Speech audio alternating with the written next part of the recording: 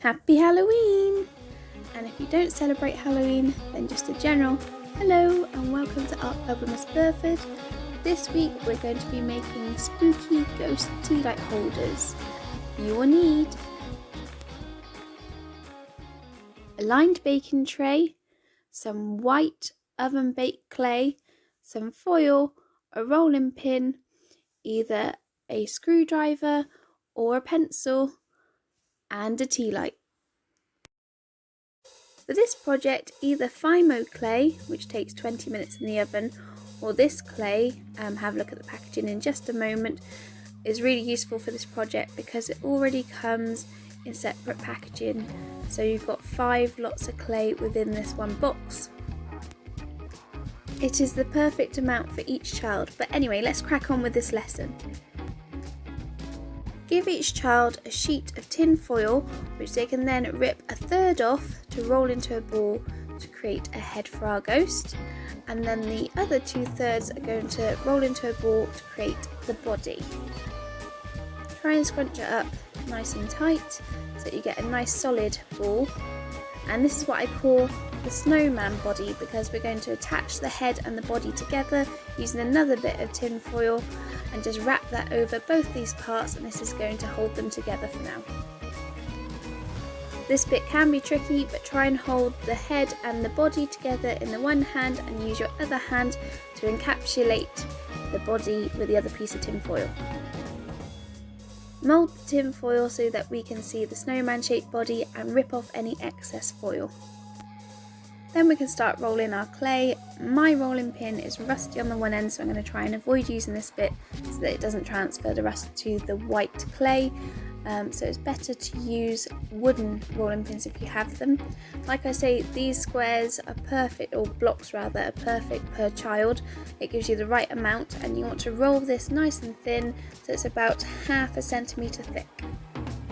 This can be really tough going with this polymer clay, so you might have to have a teaching assistant to help with some children, and you go around and help kids yourself as well, as some might find this more difficult than others.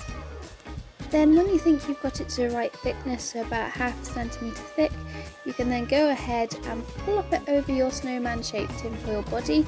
So you want the head to go in the centre of your clay. Your clay can be a circle, it can be a square, it doesn't matter at this point.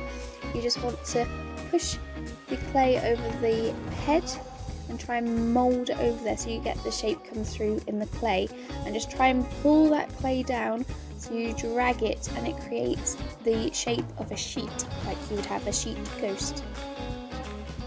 Try and pull out some areas of your clay so it looks like your sheet is flowing in the wind. You might have some longer bits in some areas, some which overlap. If you can feel that you've got clay which is fairly thick in some areas, then you might want to drag these bits out more than some of the others. And then, as you can see, some of my clay areas ripped, and I just moulded the clay back over them to fix those. So please don't worry if this happens to you. If you look at the shape of my clay, I moulded the top parts of the shape of the head of our snowman, and then I've pulled the bottom part out so it splays out, as you want to be able to get your battery tea light into the base of your tea light holder.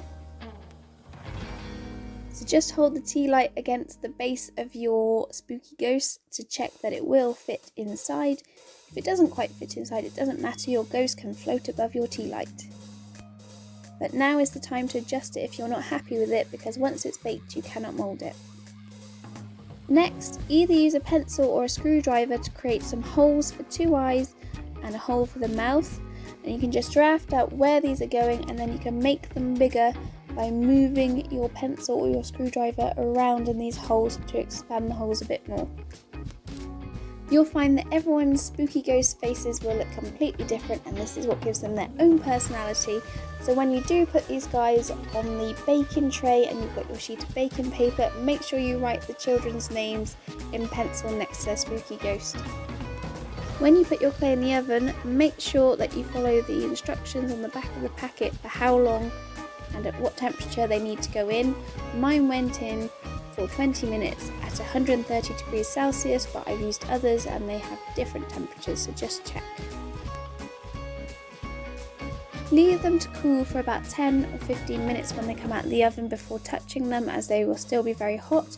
and just check that they've hardened, and then you can start to pull out the tin foil.